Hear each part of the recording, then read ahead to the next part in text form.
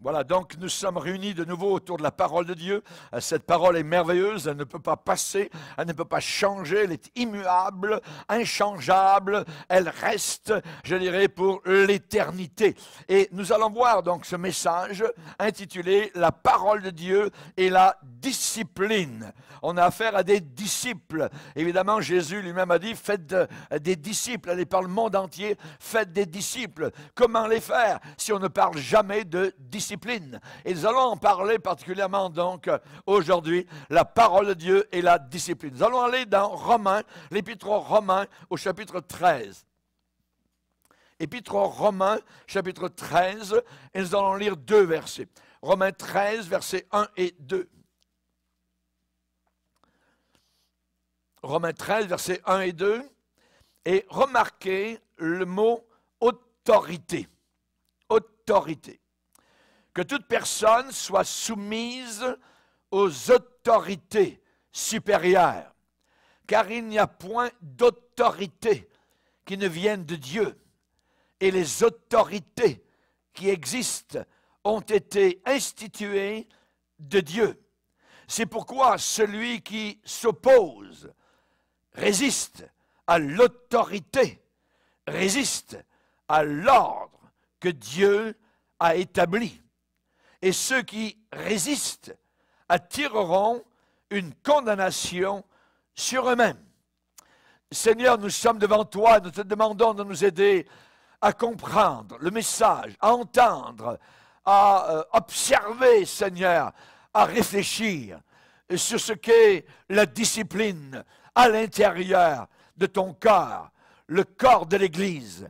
Nous te le demandons, Père, dans le nom puissant, glorieux de Jésus-Christ. Amen et Amen. Et tout le peuple dit Amen. On peut s'asseoir, frères et sœurs. Alléluia. Ici, dans le verset que nous venons de lire, on nous parle d'autorité et de soumission aux autorités. Il n'y a pas d'autorité qui ne vienne pas de Dieu. Elles viennent de Dieu. Et les autorités qui existent ont été instituées de Dieu. Donc le problème, c'est la résistance à l'autorité. Résister à l'autorité. Nous sommes une génération rebelle, rebelle totale. Nous sommes rebelles à la police, nous sommes rebelles au règlement, nous sommes rebelles, je veux faire comme je veux, comme je pense, c'est mon idée à moi, et ainsi de suite. Donc nous avons évidemment donc une génération qui est indisciplinée. Mais à l'intérieur de l'Église de Dieu doit régner la discipline. Sinon, nous ne sommes pas des disciples de Jésus-Christ. Et évidemment, pour maintenir l'ordre et la parole de Dieu à son niveau, eh bien, il y a un besoin. C'est que le besoin, c'est que dans l'Église, il y ait une sorte de cours ecclésiastique ou ecclésial. Une sorte de cours. Un peu dans les lignes habituelles du gouvernement humain.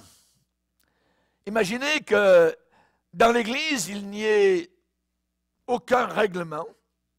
Chacun fait comme bon lui semble. Nous allons avoir un paquet de jello.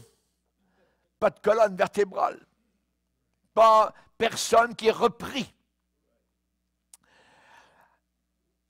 Satan aime le désordre. Et il crée le désordre dans l'Église. Et si on n'y fait pas face, ce désordre peut détruire la communion. Certains veulent faire comme il leur plaît. S'il n'y a aucun moyen d'exercer la discipline, comment l'unité de toute l'Église pourra-t-elle être maintenue? Et même, j'irai plus loin, comment la pureté de toute l'Église sera-t-elle maintenu. L'apôtre Paul mentionne à Timothée quelque chose de très important. C'est un jeune pasteur et il va dire « Je t'écris ces choses avec l'espérance d'aller bientôt vers toi, mais afin que tu saches, si je tarde, comment il faut se conduire dans la maison de Dieu qui est l'Église du Dieu vivant, la colonne et l'appui de la vérité. » Si l'Église n'est plus la colonne et l'appui de la vérité, à ce moment-là, elle s'écroule. Si l'Église est bâtie sur le mensonge, ou permet l'impureté à l'intérieur, ou des fausses doctrines, ou des vols d'argent, à ce moment-là, l'Église n'est plus la colonne et l'appui, le soutien de la vérité. Et Paul va dire à Timothée, je vais te rappeler comment il faut se conduire dans la maison de Dieu. Il y a une conduite à avoir à l'intérieur de la maison du Seigneur. En répondant à ces questions, on entre aujourd'hui dans un champ, un domaine de recherche, d'investigation, de renseignement qui souvent a été évité pour le plus grand mal de l'Église. La Bible nous parle de se supporter les uns les autres et de s'efforcer de garder le lien de l'unité. De garder le lien de l'unité. Si on s'attache étroitement à la méthode des Saintes Écritures, ce que la parole de Dieu nous demande pour agir avec ce genre de problème, alors nous allons être secourus, aidés pour atteindre l'unité dans le corps de Christ et garder cette unité. C'est important. Les instructions de Dieu dans ce genre de choses deviennent un défi, un challenge à notre foi. Si nous faisons face à ce défi de la façon et de la manière, je dirais, que les hommes de Dieu véritables y ont fait face dans le passé, nous allons réussir. Nous allons réussir. Le ministère de gouverner dans l'Église, gouverner, possède un élément surnaturel à l'intérieur de cela. La Bible dit que Dieu, dans l'Église, a établi. Qu'est-ce qu'il a établi? Il est dit, vous êtes le corps de Christ et vous êtes ses membres, chacun pour sa part. Et Dieu a établi dans l'Église, premièrement, des apôtres, des missionnaires. Deuxièmement, des prophètes. Troisièmement, des docteurs, des enseignants. Ensuite, ceux qui ont le don des miracles, puis ceux qui ont les dons de guérir, de secourir et, notez bien, de gouverner. C'est un don que Dieu donne, de gouverner l'Église, de diriger l'Église dans les voies droites du Seigneur. Et donc, il y a ceux, je rappelle, qui ont le don de gouverner, exactement comme ceux qui ont d'autres dons, les dons de guérison. Ceux qui acceptent l'appel au ministère de gouverner, eh bien, doivent accepter la responsabilité de maintenir surnaturellement la discipline à l'intérieur de l'Église. Regardons un exemple, le ministère de l'apôtre Paul. À Corinthe, soudain, il y a dans cette Église une situation avec des personnes qui vivent dans l'immoralité. Des personnes indisciplinées, des personnes insoumises à l'intérieur de l'Église. Et ces personnes était en train de menacer la pureté de l'Église. L'apôtre Paul, vis-à-vis d'une telle situation, n'a pas dit qu'il agirait, je dirais, avec les délinquants spirituels, les offenseurs, avec des méthodes humaines. Non. Mais il a dit qu'il, s'il allait à Corinthe, il allait régler ce problème. Et il démontrerait la puissance de son autorité.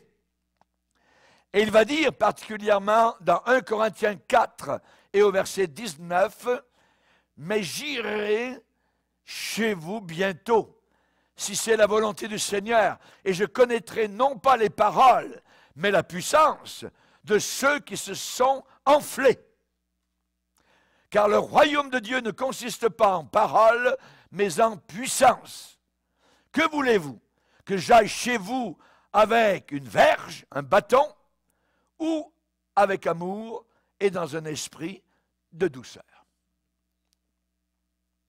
Les paroles de l'apôtre Paul ne sont pas là pour... Il ne dit pas cela pour se glorifier. Il ne voulait pas aller à Corinthe pour établir une cour humaine afin de confronter les impies. Non.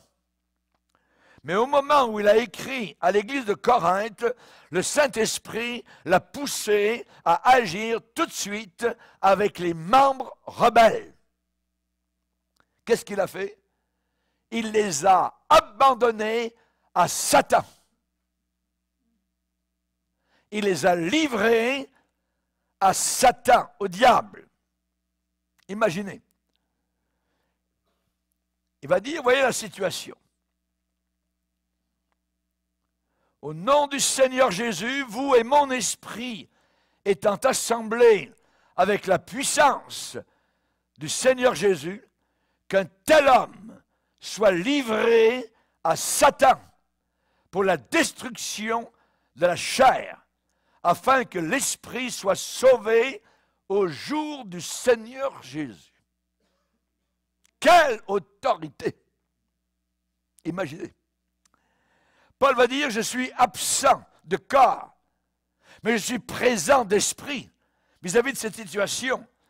Et j'ai déjà jugé comme si j'étais présent d'esprit. Vous savez, ces fameux chrétiens de la fin des temps qui disent, il ne faut pas juger. On est loin de la Bible. Parce que si vous ne jugez pas, vous n'aurez plus d'église, mais vous allez avoir un carnaval, un cirque, un désordre. Et ça ne sera plus béni par le Seigneur. À cette époque, à l'église de Corinthe, ils n'étaient pas très loin d'avoir une division en plusieurs groupes. Parce qu'il y avait plusieurs factions. Certains reconnaissaient l'autorité de Pierre, mais pas celle de Paul. Et certains, dans cette église qui était grande à Corinthe, disaient « Moi, je suis de Paul ». D'autres disaient « Moi, je suis d'Apollos ». Un autre disait, un autre groupe « Moi, je suis de l'apôtre Pierre ». Puis il y avait les super spirituels qui disaient « Nous, on est de Christ ». Imaginez. Aïe. Paul va leur dire, Christ est-il divisé? Est-ce que Jésus est divisé?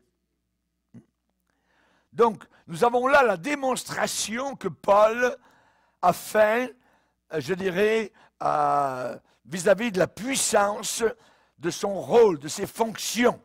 Il a pris autorité. Et cet homme immoral, il y avait un homme immoral, donc, qui vivait avec la femme de son père. Paul leur dit, on ne voit même pas ça chez les païens. Et pourtant, Corinthe était très corrompu. Et personne ne disait rien à l'intérieur de l'Église. L'amour, l'amour. Ah ouais, attends. L'apôtre Paul dit, cet homme, je le livre au diable, à Satan. Donc, ce que Paul a déclaré, ça a fait son effet. L'effet désiré est arrivé. Et je dirais, quand le peuple a vu l'autorité de l'apôtre Paul, la crainte de Dieu est venue sur ces gens-là, à Corinthe. La crainte de Dieu. Et l'église de Corinthe, dans la deuxième lettre de Paul aux Corinthiens, dans 2 Corinthiens, nous avons une église purgée, une église purifiée, une église nettoyée, une église assainie. Et une église qui est allée de l'avant dans un niveau spirituel plus élevé que dans 1 Corinthiens, donc la première lettre. Pourquoi? Parce qu'il y a eu épuration. Il y a eu discipline à l'intérieur de l'Église. Quelque chose que le Saint-Esprit ne pouvait pas accepter, ni les véritables serviteurs de Dieu tolérer. Les Écritures parlent que l'unité est essentielle au corps de Christ. C'est-à-dire, nous croyons les mêmes choses. Et donc, ne pas penser qu'il n'y a pas des qualifications requises à ceux qui sont membres de ce corps. Ce corps est un corps privilégié et il y a des prérequis pour être membre de ce corps. Le Nouveau Testament n'enseigne pas que tous ceux qui disent, qui professent faire partie du corps de Christ en sont véritablement des membres. On peut venir s'asseoir pendant des années dans un lieu appelé Église sans être sauvé, sans être membre, sans servir Jésus. Et Jésus de dire, ceux qui me disent, Seigneur, Seigneur, n'entreront pas tous dans le ciel. Donc, il y a des gens qui disent Seigneur, Seigneur, mais qui vont aller en enfer. Si je comprends bien le Seigneur. Pourquoi? Parce qu'ils ne font pas la volonté du Seigneur. C'est ça, le hic, le problème, là où le bas blesse. Ceux qui me disent Seigneur, Seigneur n'entreront pas tous dans le royaume des cieux, mais celui-là seul qui fait la volonté de mon Père qui est dans les cieux. Donc ce ne sont pas les diseurs, ce sont les faiseurs. Dire de vouloir faire la volonté de Dieu, oui, c'est bien beau, mais si tu n'es pas à la hauteur de tes paroles, ça signifie rien du tout. Il y a des qualifications définies pour être membre du corps de Christ. Et je dirais particulièrement qu'il y a dans certaines occasions où il est nécessaire, parfois, qu'un membre professant, un diseur, soit ôté, soit enlevé de ce corps, soit désuni, séparé, excommunié. Prends la porte. La Bible dit, ôtez le méchant du milieu de vous. Se peut-il qu'il y avait à Corinthe des méchants? Eh oui. Dans toutes les églises, il y a de l'ivraie qui est semé au milieu du bon grain. Et donc, il est dit ici, dans 1 Corinthiens 5, ôtez le méchant du milieu de vous. Paul explique en disant, je vous ai écrit dans ma lettre de ne pas avoir des relations avec les impudiques. Non pas d'une manière absolue avec les impudiques de ce monde, ou avec les cupides, ceux qui aiment l'argent, ou les voleurs, les ravisseurs, ou même les idolâtres, Autrement, il vous faudrait sortir du monde. Parce qu'il y en a partout. Le monde est comme cela. Mais maintenant, ce que je vous écris, c'est de ne pas avoir de relation. Pas de relation. Avec qui? Nous, comme chrétiens, pas de relation avec quelqu'un qui, se nommant frère ou sœur dans le Seigneur, est impudique. Impudique, ça veut dire quoi? Ça veut dire qu'elle vit dans une sexualité qui n'est pas autorisée dans la parole de Dieu. Comme par exemple le concubinage. C'est de l'impudicité. C'est marie-le ou quitte-le. Ne pas avoir de relation avec quelqu'un qui se nommant frère est impudique, ou cupide, ou idolâtre, ou outrageux, ou ivrogne, ou ravisseur, de ne pas même manger avec un tel homme. C'est votre Bible. C'est ça l'amour de la parole, l'amour de la vérité. Qu'ai-je en effet à juger ceux du dehors? Oui, nous jugeons ceux du dehors. On sait qu'ils vont en enfer, ils sont perdus, ils ne veulent pas de Jésus, ils ne veulent pas de la croix, ils ne veulent pas du sang, ils ne veulent pas se repentir. Qu'ai-je en effet à juger ceux du dehors? N'est-ce pas ceux du dedans? C'est-à-dire ceux de l'intérieur de l'Église que vous avez à juger. Il faut que je juge. Pour ceux du dehors, Dieu les juge. Mais pour ceux du dedans, qu'est-il dit? Ôtez le méchant du milieu de vous.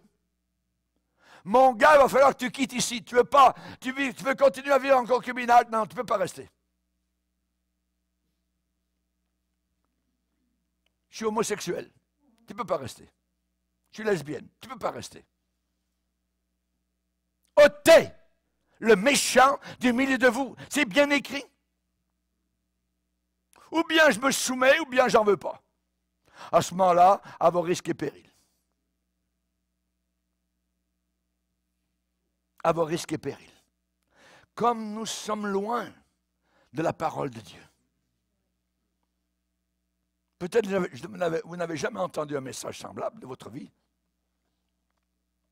Ne pas avoir de relation avec quelqu'un qui se nomme en frère est un voleur, un impudique, un sale, un outrageux, un blasphémateur. Ôtez le méchant du milieu de vous. Donc, dans la plupart des cas, la discipline doit être administrée finalement. Il faut qu'elle soit administrée pour que le membre égaré, infidèle, ou qui est tombé dans l'erreur d'une fausse doctrine, puisse être restauré. Voilà le but de la discipline. C'est pour que la personne n'aille pas en enfer, mais que son âme soit sauvée. C'est pour ça que Paul a livré à Satan cet homme qui vivait avec la femme de son père. Ôtez le méchant du milieu de vous. L'unité du corps de Christ dépend grandement sur la bonne administration de la discipline selon le modèle du Nouveau Testament. Sinon, l'Église sera à la merci de personnes insouciantes, insoumises, imprudentes, irréfléchies, qui, par leurs actions, eh bien, vont délibérément détruire, désorganiser cette unité à leur propre fin. L'administration de la discipline. Paul a dit à Timothée, reprends. Vous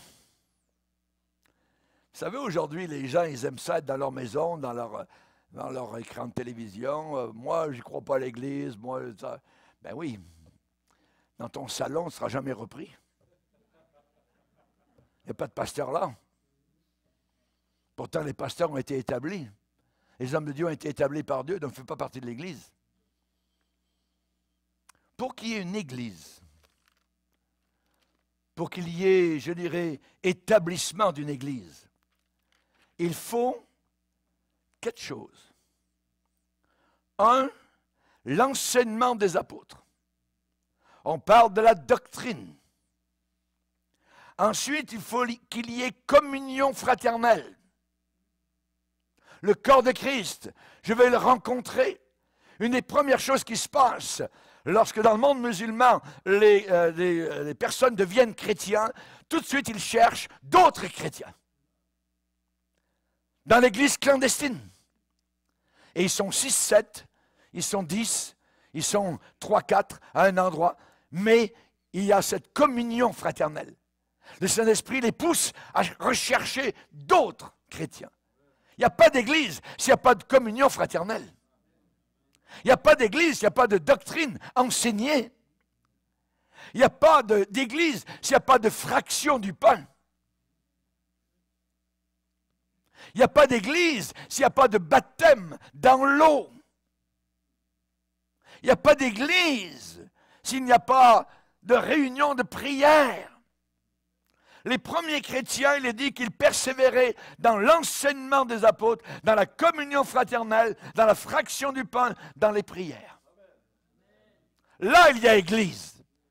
Mais tout seul dans ton coin, dans ta petite maison, dans ton beau salon, il n'y a pas d'église. Il n'y a personne pour te reprendre. Quand tu viens à l'église, tu vas t'attendre à ce que ta vie, il faut que tu le remettes sur les rails. C'est ça l'église de Dieu. Et là, particulièrement, donc, l'administration de la discipline dans le corps de Christ doit avoir en même temps un élément surnaturel. Comme dans le ministère de guérison, il y a un ministère surnaturel. Et dans le ministère de gouverner, il y a un élément surnaturel aussi qui est donné à celui qui doit administrer la discipline. Et la discipline surnaturelle appartient à ceux que Dieu a désignés pour gouverner. Ceux qui ont le don de gouverner. Ceux qui ont le don de gouverner, c'est bien écrit dans 1 Corinthiens 12, 28. Et Dieu a prévu d'avance, ça veut dire qu'il a vu à l'avance tous les moyens que le diable emploierait pour détruire l'unité de l'Église. Et il a pourvu à une méthode adéquate pour contrecarrer tous les stratagèmes du diable, toutes les ruses, tous les pièges. Voici, je vous ai donné le pouvoir de marcher sur les serpents et sur les scorpions et sur toute la puissance du diable. Rien ne pourra vous nuire. Alléluia. Celui qui est en nous est plus grand, plus fort, plus puissant que celui qui est dans le monde. Alléluia. Toute organisation demande des méthodes de gouvernement dans son corps. S'il n'y a pas de squelette à l'intérieur du corps, vous avez de la pâte molle. Vous pouvez donner un coup de pied dessus, puis ça roule, voyez. Il faut qu'il y ait une gouvernance. C'est normal, voyez. Donc, toute organisation pourvoit ainsi à une bonne relation entre les membres. L'Église est un organisme vivant dont les membres sont joints ensemble dans une relation vitale par le Saint-Esprit. Vous connaissez tous le psaume 133, qu'il est agréable, qu'il est doux pour des frères de demeurer ensemble. C'est comme la rosée du matin, c'est comme l'huile qui coule donc sur l'huile d'onction sur la tête de ceux qui étaient oints dans l'Ancien Testament. C'est merveilleux. On arrive du désert et on arrive à l'église, on arrive à la réunion, on voit les frères, on voit les sœurs. Tout de suite, tchoc, il y a le contact, on a besoin de se voir, on a besoin de chanter ensemble, on a besoin de louer ensemble, on a besoin de se réjouir ensemble, on a besoin de pleurer ensemble. On est un corps, on est unis ensemble. Et Job a une merveilleuse image, et vous la connaissez par rapport donc au crocodile.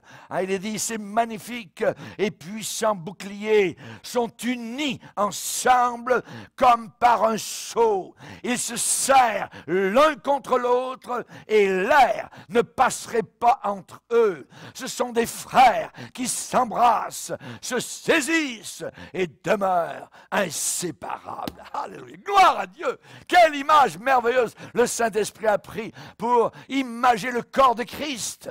Le crocodile. Alléluia. Gloire à Dieu.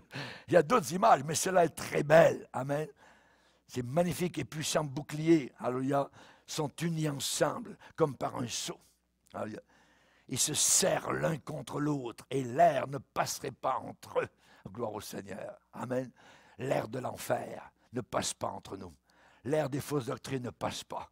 L'air de l'impureté ne passe pas. Amen. Alléluia. Gloire au Seigneur. Que Dieu soit glorifié. Alléluia. L'Église est un organisme vivant. Alléluia. Merci Seigneur.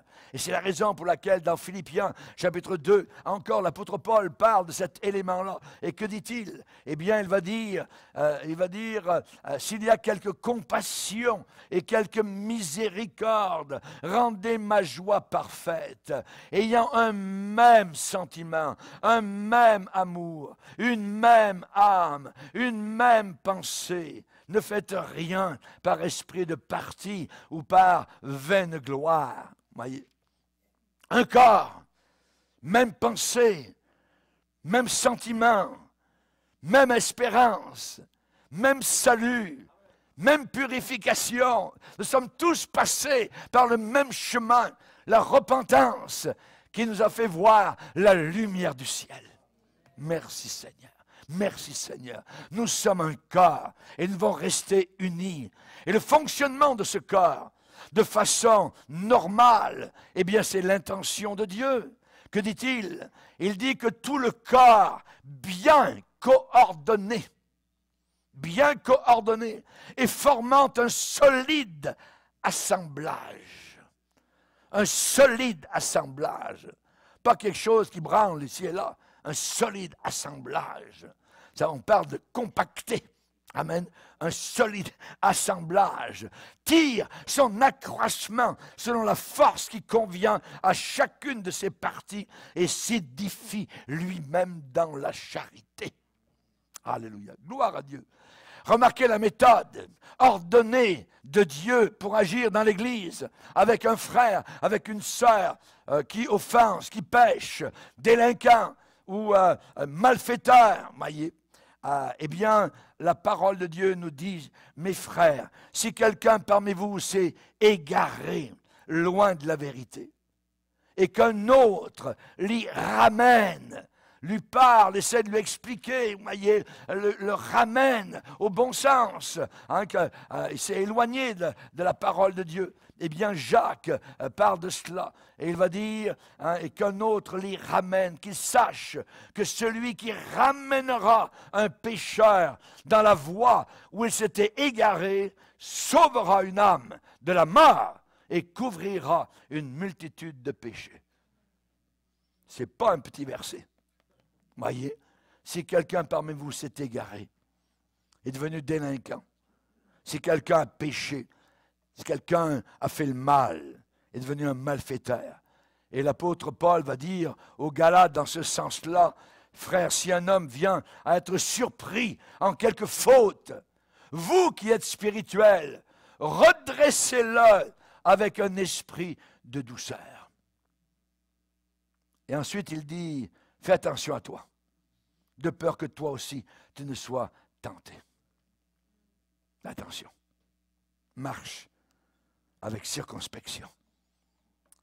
Et là, particulièrement, donc, comment la discipline, selon le Seigneur, doit s'exercer vis-à-vis d'un frère ou d'une sœur, donc, qui pêche. Il y a 3 pas.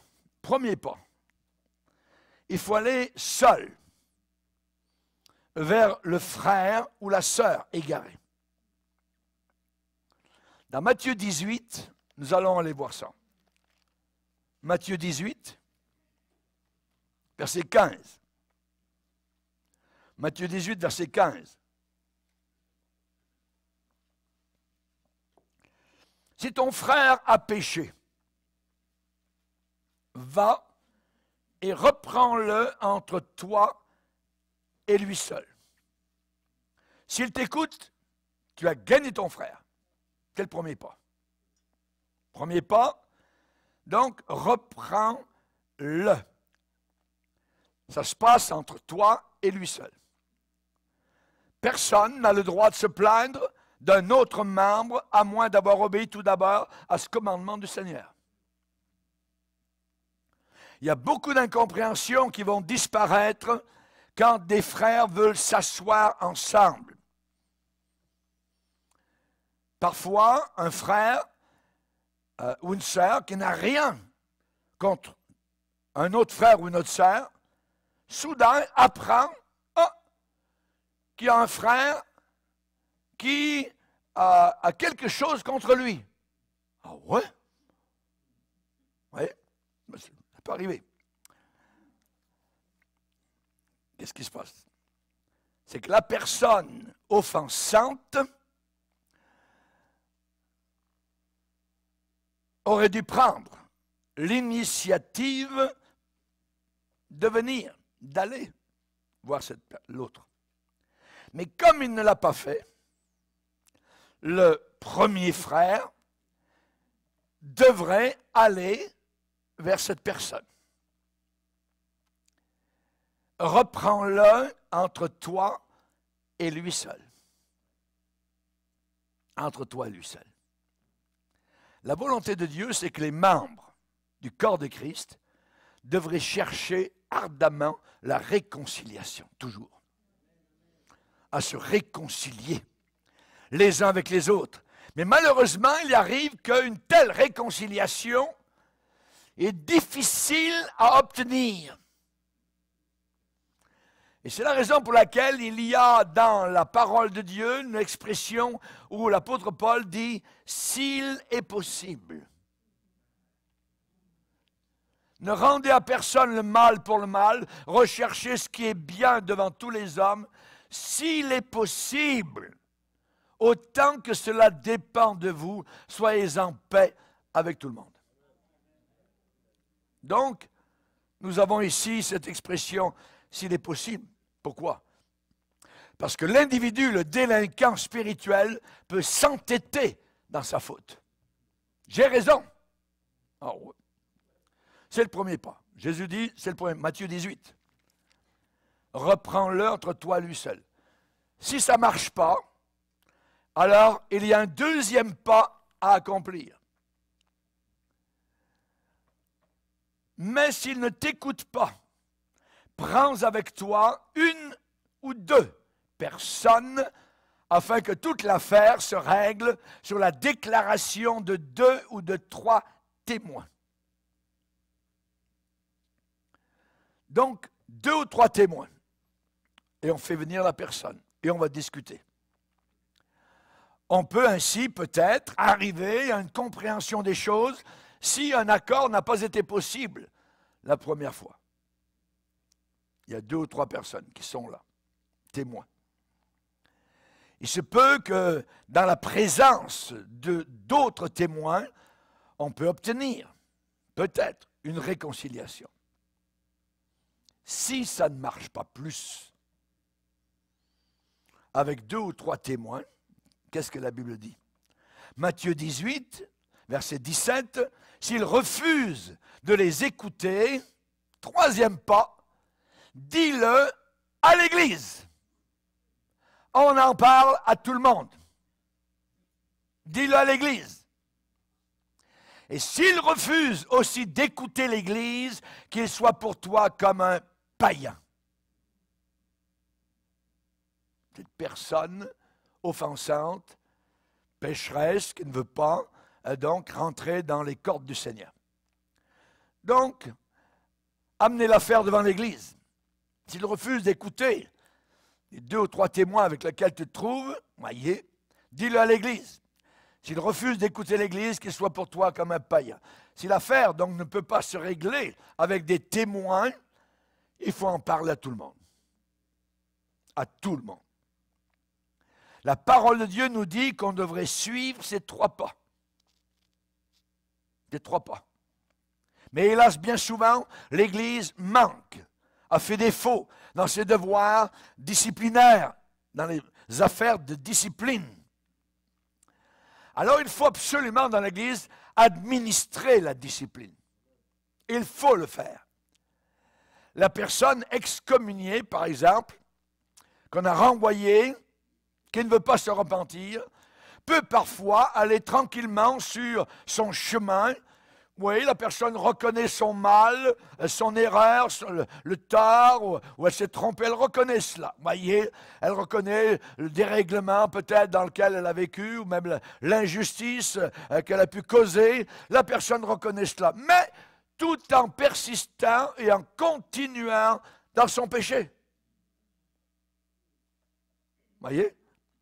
Donc souvent, la personne qu'on a mise à la porte, fait juste ce que le diable veut qu'elle fasse. La personne devient rancunière, la personne devient méchante, malveillante, vindicative et veut se venger.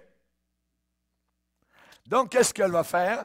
La personne à l'extérieur va médire. Elle connaît les chrétiens. Donc, elle a des numéros de téléphone, elle va envoyer des emails un peu partout, tout ça, voyez, et elle va médire, elle va dénigrer, elle va injurier ceux qui sont dans l'Église et surtout le pasteur et les dirigeants qui sont les premiers visés. C'est comme ça que ça se passe. La personne mise à la porte, généralement, montre extérieurement une innocence blessée, offensée, outragée. Et cette personne veut attirer la sympathie. Donc la personne veut montrer qu'elle est une victime. Une victime. Et c'est là où souvent l'Église fait défaut et manque. Et suivant les instructions de Jésus, sur la mise à la porte d'une personne délinquante, que ce soit à toutes sortes de niveaux, doctrinal, moral ou quoi que ce soit. Eh bien, Jésus ajoute, si les trois ponts n'ont pas fonctionné, tout d'abord, entre toi et lui seul, deuxièmement, deuxième pas, avec 2 ou 3 témoins, et troisièmement, devant toute l'Église, et ça ne fonctionne pas plus, Jésus ajoute quelque chose. Il dit, je vous le dis en vérité, tout ce que vous lierez sur la terre sera lié dans le ciel. Et tout ce que vous délierez sur la terre sera délié dans le ciel. Qu'est-ce que cela veut dire? C'est puissant. Ça veut dire qu'à partir de la terre, on peut lier des personnes ou les délier par rapport aux actions, aux réactions qu'elles ont, ces personnes. Par rapport à la parole de Dieu, par rapport à la vérité. Et lier et délier, donc, est en rapport avec l'enseignement de Jésus sur la discipline. Ça peut vouloir dire une chose, c'est que la loi est inefficace à moins qu'il y ait un moyen par lequel elle soit appliquée, mise en vigueur. Si vous passez sur les feux rouges et que la police est là, elle vous regarde, vous n'avez jamais de ticket, on a un problème. C'est que la loi n'est pas appliquée. Il faut que la loi s'applique. Si vous passez au feu rouge, normalement, une semaine après, vous allez recevoir un ticket. La loi est appliquée. Elle est efficace quand elle est mise en vigueur. Et la loi doit avoir une sanction, une peine, une conséquence. Et à ce moment-là, quand ça fonctionne, le pécheur va craindre de faire le mal. Un ancien, un pasteur qui pêche. L'apôtre Paul a aussi parlé de cela. Il y a une clause vis-à-vis de cela. Et Paul va dire, ne reçois pas d'accusation contre un ancien, un pasteur, si ce n'est sur la déposition de 2 ou de 3 témoins. Tu veux parler contre le pasteur, alors viens avec 2 témoins ou 3. ne reçoit pas d'accusation si ce n'est pas le cas. Ceux qui pêchent, les anciens, reprends-les devant tous, afin que les autres aussi éprouvent de la crainte. Mais, il y a une moyenne autorité qui est là. Et là, l'apôtre Paul va dire à Timothée, je t'en conjure devant Dieu et devant Jésus-Christ et devant les anges élus d'observer ces choses sans prévention et de ne rien faire par favoritisme. Ça, c'est la discipline dans l'Église. Dans le domaine naturel, si les lois ne sont pas appliquées, le désobéissant va s'en moquer.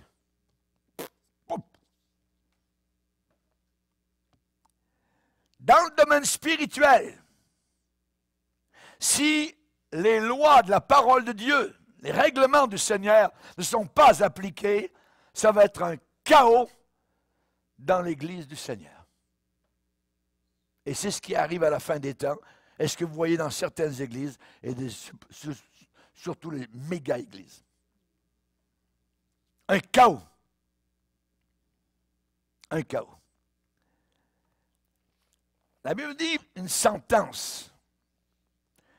La Bible dit parce qu'une sentence contre les mauvaises actions ne s'exécute pas rapidement, le cœur des fils de l'homme se remplit en eux du désir de faire le mal.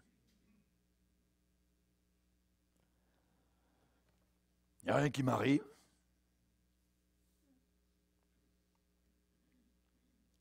Donc, on continue. Dieu est avec moi. Ah ouais? Parce qu'une sentence contre les mauvaises actions ne s'exécute pas promptement, le cœur des fils de l'homme se remplit en eux du désir de faire le mal. Ecclésiaste 8, verset 11. Quand quelqu'un est certain, c'est certain qu'une sanction va être infligée. Une pénalité va être infligée. C'est le plus grand moyen pour décourager, empêcher de briser les lois du Seigneur. Il va y avoir des conséquences. Il y a des lois dans le royaume de Dieu et il y a des lois civiles. Les lois civiles, souvent, n'ont pas de miséricorde ni de pardon. Les lois civiles sont seulement concernées par la justice. Mais dans l'Église, écoutez bien, la miséricorde et le pardon règnent avec justice. La miséricorde et le pardon règnent avec justice. Et le Seigneur a donné des règles, je dirais, de discipline dans l'Église en donnant 3 chances aux membres offensants pour faire ce qui est droit et correct. Amende honorable. Si ces 3 pas ne marchent pas, alors arrive ce que vous lirez sur la terre sera lié dans le ciel. Je l'ai livré à Satan.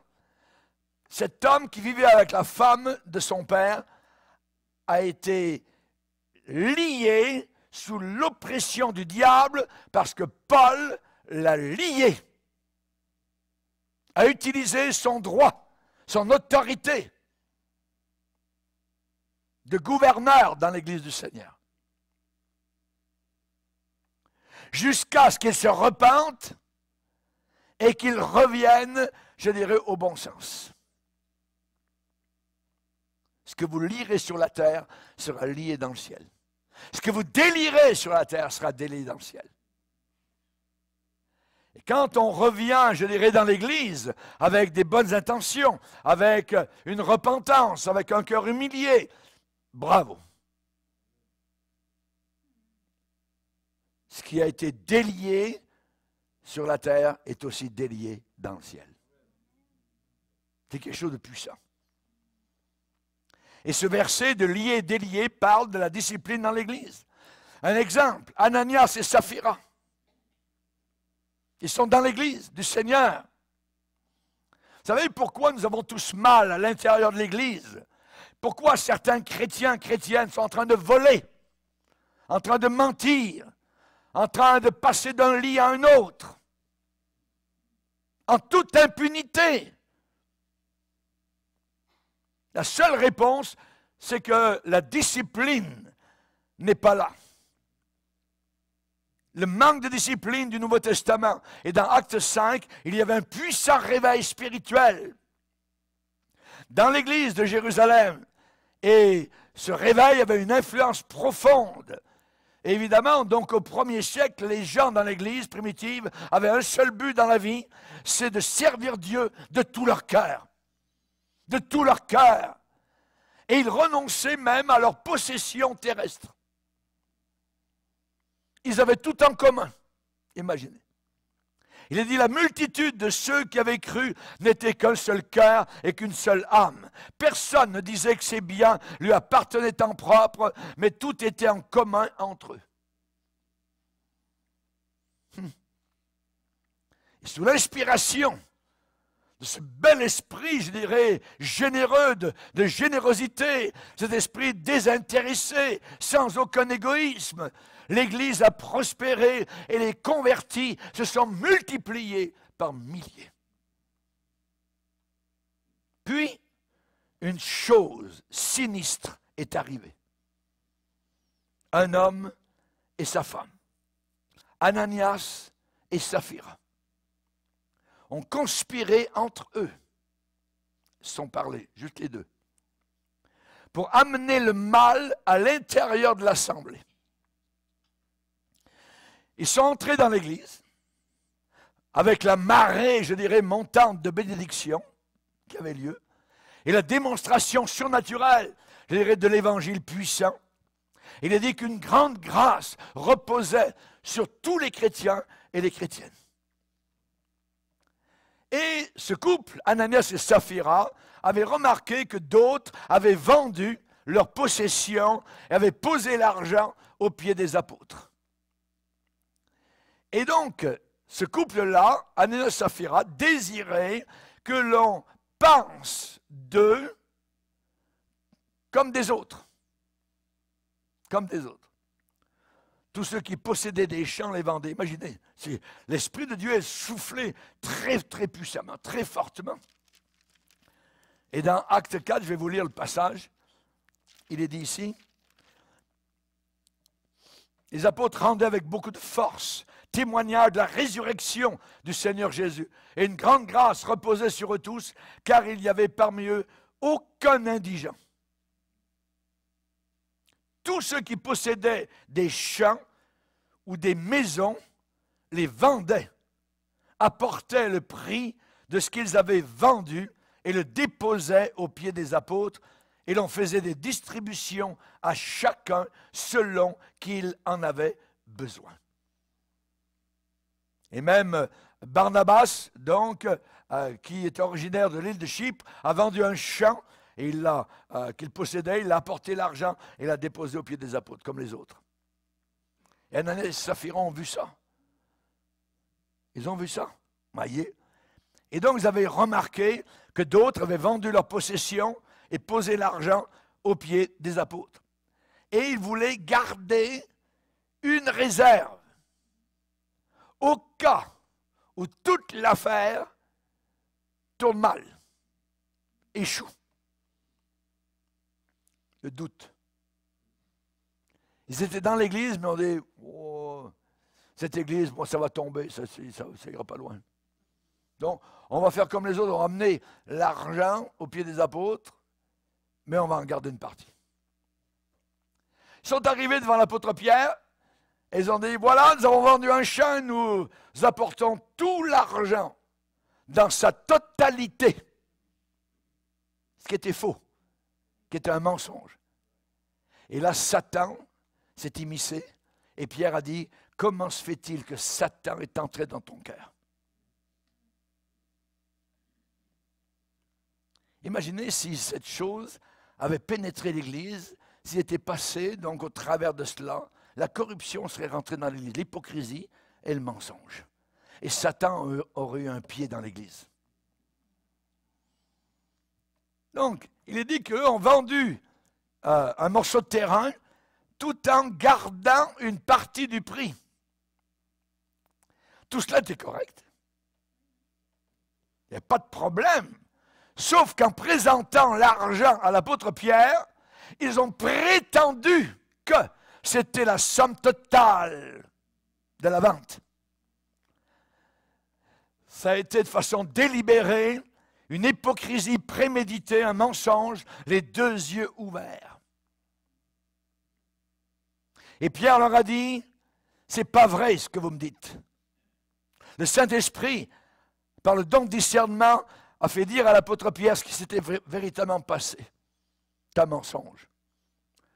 Vous auriez pu apporter une partie, pas de problème, en disant, ben là, on a gardé une partie pour nous, pas de problème. Mais ils ont fait voir que c'était la totalité. Et c'était faux. Pourquoi Satan a-t-il rempli ton cœur? Au milieu de la glorieuse manifestation de Dieu, la puissance de Dieu, Ananias avait eu un dessein bien arrêté de mentir. Il s'était arrangé avec sa femme. On dira que c'est la totalité. Pierre a dit, ce n'est pas à des hommes que tu as menti. Ce n'est pas au pasteur que tu as menti. Tu viens de mentir à Dieu. Dieu voit, Dieu connaît, Dieu sait ce qui se passe dans son Église. Et en entendant ces paroles, l'homme tombe à terre et meurt. Aïe. Discipline. On ne se moque pas de Dieu. Il meurt. Tous les chrétiens voient ce qui s'est passé. Un mensonge, les deux yeux ouverts. Si cet homme était passé au travers, ça a été bien tiré avec cette séduction, avec cette tromperie, d'autres à l'intérieur de l'Assemblée auraient été tentés de faire la même chose. Et très vite, l'Église aurait été infiltrée, saturée de mal. Mais c'est par le discernement du Saint-Esprit que Pierre s'est aperçu du mensonge, la séduction, la tromperie, l'hypocrisie. Pierre lui a dit que le terrain était à lui et il pouvait en disposer exactement comme il le voulait. Mais sa tromperie était tellement méchante et il lui a dit, pourquoi Satan a-t-il rempli ton cœur? Et il était à quelques secondes de sa mort. Imaginez. La crainte de Dieu, imaginez, c'est l'exécution solennelle du jugement de Dieu. À moi la vengeance, dit le Seigneur.